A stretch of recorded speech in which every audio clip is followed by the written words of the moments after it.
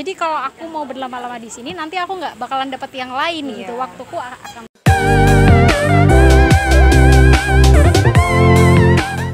Terus kalau waktu mondok nih, sebenarnya Neng Ulia itu awal mondok di usia berapa? Awal mondok itu usia 12 ya.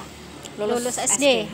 Lulus SD itu usia 12 dan mulai mondok di Pondok Tahfidz Jambu'ul Quran Kudus yang diasuh oleh Kiai Haji Muhammad Ulin Roha Arwani dan juga Ibu Nyai Nur Ismah Ulin Roha.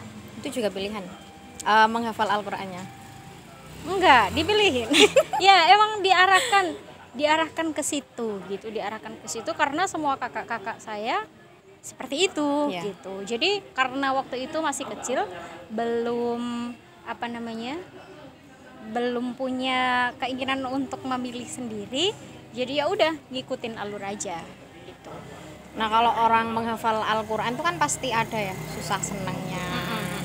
Dulu Neng Ulia itu gimana ceritanya? Berapa tahun sih prosesnya?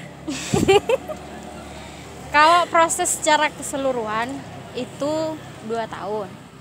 Jadi dari umur 12 sampai umur 14. Kurang sekali ya? 2 tahun. Tapi kalau proses dari juz 1 sampai juz 30, kalau hitungannya bapak saya itu 11 bulan. Dan itu pun juga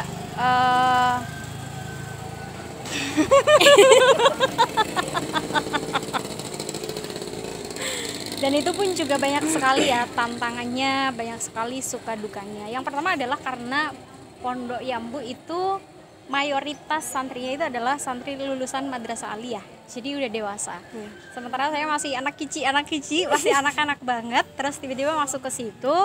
Jadi ya seperti halnya anak kecil pada umumnya gitu, yang belum tahu apa-apa, belum tahu caranya bersosial seperti apa, belum lagi ditambah menghafal Al-Qur'annya gitu. Itu suatu tantangan tersendiri. Sebelum mondoknya udah ada tabungan? Oh ya, kalau sebelum mondok sebenarnya tabungan sih ada, tapi bukan berarti tabungan itu lancar gitu loh maksudnya. Jadi kayak semacam trial error menghafal gitu. Itu ada sekitar 6-7 juz. Tapi sama aja ketika di Jambu ya harus ngulang dari awal lagi. Belum lagi ketika di Jambu itu nggak langsung dapat instruksi untuk mengaji kepada Bu Nyai. Terus itu tantangan berat. Jadi saya mulai masuk mondok itu bulan Syawal. Baru diutus untuk ngaji itu bulan Safar. 4 bulan. 4-5 bulan saya harus menunggu instruksi untuk mengaji. Tapi saya pikir bahwa waktu 4 bulan untuk menunggu nggak terus kemudian aku leha-leha dong. Nggak terus kemudian aku belum ada instruksi untuk mengaji, bukan berarti itu menyurutkan niat kita untuk ngaji.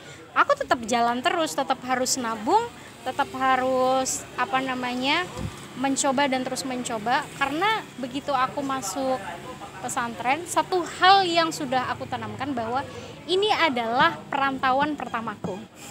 Aku masih punya banyak tugas, masih punya banyak perjalanan setelah ini. Jadi memang aku udah punya prinsip saya nggak mau berlama-lama di sini gitu. Maksudnya nggak mau berlama-lama karena masih banyak jalan lah, masih banyak hal yang harus saya tempuh. Ini baru part pertama. Jadi kalau aku mau berlama-lama di sini, nanti aku nggak bakalan dapet yang lain gitu. Waktuku akan tersita. Nah, jadi alhamdulillah dengan tekad dan juga niat yang seperti itu, dan waktu itu secara perempuan juga menstruasi saya waktu itu juga belum begitu rutin ya. Jadi masih sangat jarang menstruasi. Juga alhamdulillah bisa mengantarkan perjalanan menghafal Al-Qur'an selama 2 tahun lah, enaknya aja.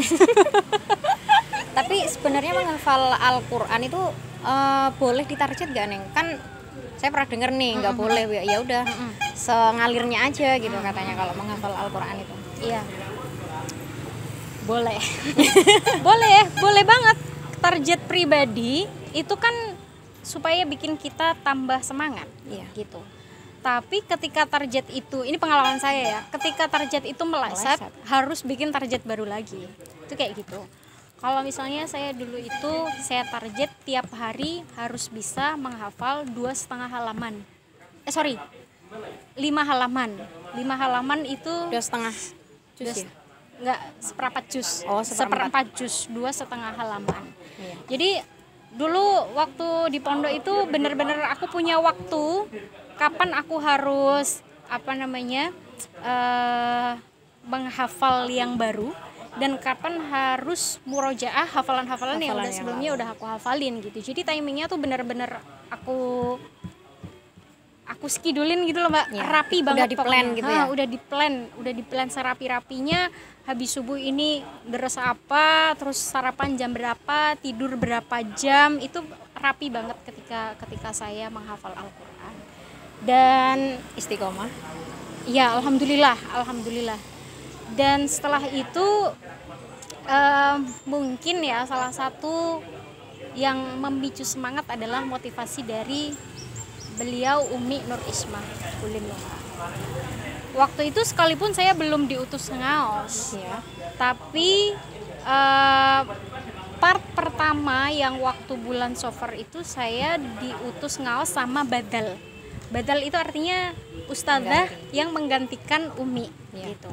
Ini kalau orang niat mondoknya goyang, pasti semangatnya turun karena sensasinya beda antara mengaji kepada ustadzah dengan Bunyai utama atau dengan Umi gitu ya. Kita biasa memanggil Bunyai Nur Ismah itu dengan Umi.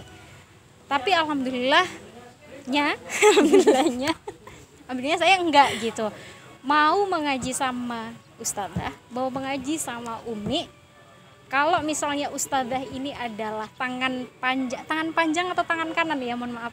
Tangan kanannya Umi, ya saya menganggap sama. Kalau dalam ilmu nahwu kan posisi badal sama kayak mubdal minhu, ya kan? Jadi tidak harus dibedakan gitu, semangatnya juga harus sama. Dan alhamdulillah waktu itu Umi juga bilang, memotivasi saya, kamu harus bisa setoran 1/4 juz sampai khatam.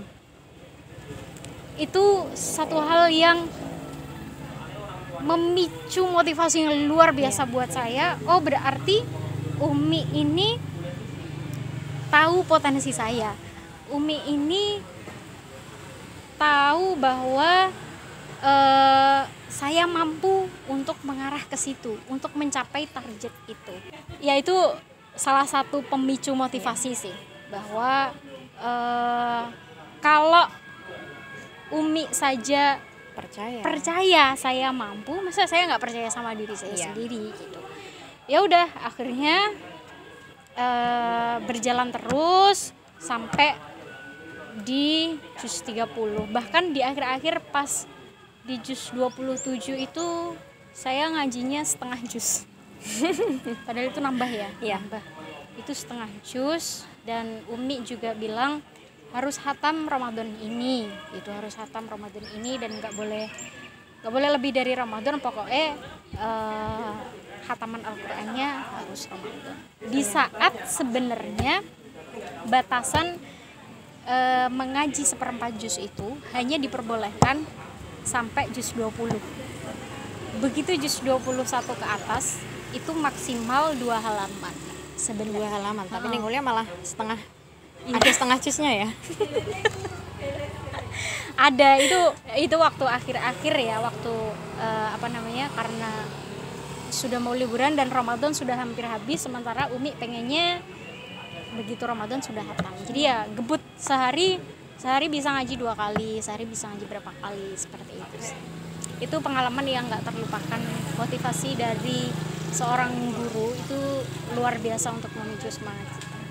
Iya. Tapi menghafal Al-Quran itu kan pasti ada ujiannya. Kalau Neng Ulia sendiri nih, selama menghafal Al-Quran ada nggak ujiannya atau mulus terus? Kayak jalan tol.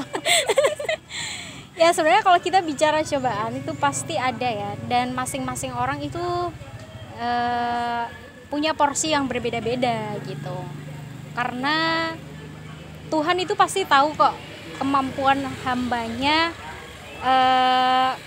untuk menghadapi masing-masing ujian ini.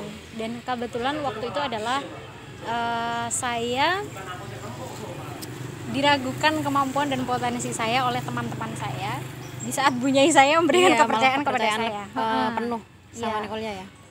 Ya dikiranya itu saya nggak mampu untuk disemak atau ujian 10 juz langsung, itu dikiranya saya nggak mampu gitu. Saya waktu itu ya kepikiran sih jelas ya, kepikiran jelas, apalagi saya juga segi umurnya kan masih anak-anak banget, jadi masih punya takut sama kakak-kakak senior gitu. Tapi alhamdulillahnya dalam hati ya sudah terbacking kuat sama motivasi yang diberikan oleh Bu Nyai, oleh Umi. Jadi apapun keraguan apapun yang datang dari teman-teman saya itu tidak menyurutkan semangat saya, itu sih. Dan kalau di Yambu itu karena memang ini pondok yang nggak boleh keluar sama sekali. Waktu itu hiburannya cuman diperbolehkan menonton TV bagi yang udzur.